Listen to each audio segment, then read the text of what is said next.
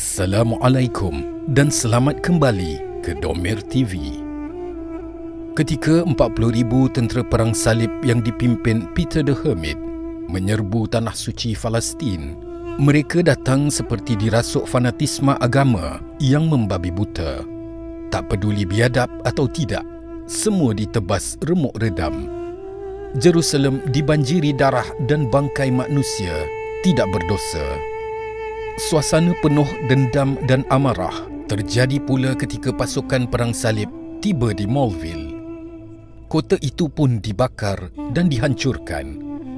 Tak kurang dari 7,000 penduduk tak berdosa di kota itu dibunuh. Fanatisme buta itu pun kemudian mengubah tanah Hungaria dan Bulgaria menjadi daerah-daerah yang tandus. Serangan dahsyat itu akhirnya membuat daerah Suriah dan Palestin, termasuk kota suci Baitul Maqdis, jatuh ke tangan tentera salib. Kemenangan tentera salib itu dicemar dengan kekejaman terhadap kaum muslimin yang sama sekali tak bersalah. Kezaliman tentera salib itu digambarkan melebihi Genghis Khan dan Hulagu Khan ketika melibas Khilafah Abbasiyah sewaktu keruntuhan Baghdad. Kelurahan usia lanjut, ketidakberdayaan anak-anak dan kelemahan kaum perempuan tidak dihiraukan sama sekali oleh tentera Latin yang fanatik itu. Rumah kediaman tidak diakui sebagai tempat berlindung dan pandangan sebuah masjid merupakan pembangkit nafsu untuk melakukan kekejaman. Ungkap ahli sejarah Inggeris John Stuart Mill mengakui adanya pembunuhan skala besar penduduk Muslim ketika kota Antioch jatuh ke tangan tentera salib.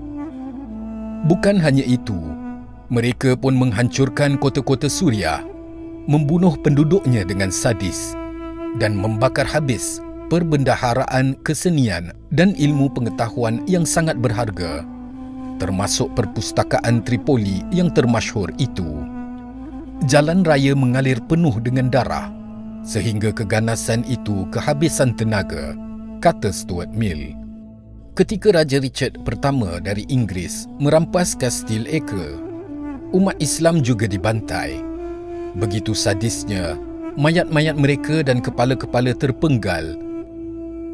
Pada 1194, Richard the Lionheart, pahlawan dalam sejarah Inggeris, juga memerintahkan untuk menghukum mati 3,000 umat Islam, yang kebanyakannya di antaranya wanita-wanita dan anak-anak, secara tak berkeadilan di Kastil Acre.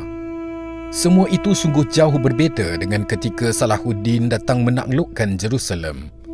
Karen Armstrong dalam bukunya Perang Suci menggambarkan, saat Salahuddin dan pasukan Islam membebaskan Palestin, tak ada satu orang Kristian pun yang dibunuh.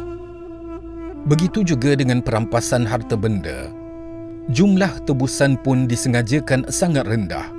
Salahuddin menangis tersedu-sedu kerana mengenangkan keluarga-keluarga yang terpaksa berpecah belah.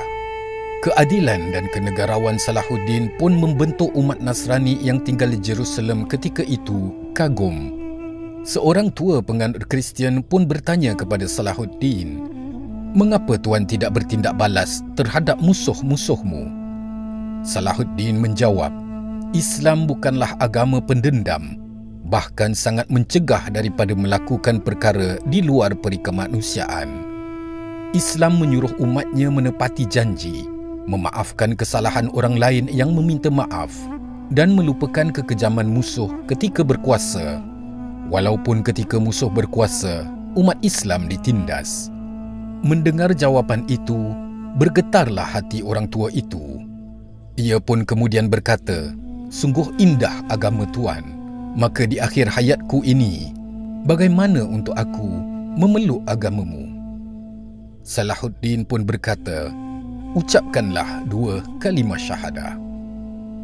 Kemuliaan akhlak Salahuddin juga tergambar dalam filem Kingdom of Heaven diarahkan sutradara Ridley Scott. Ketika dia mengangkat salib yang jatuh sujud di tanah dan meletakkannya kembali pada tempatnya, hingga ke hari ini, kemuliaan hati dan keberanian Salahuddin masih tetap dikenang umat Islam dan juga orang-orang Barat.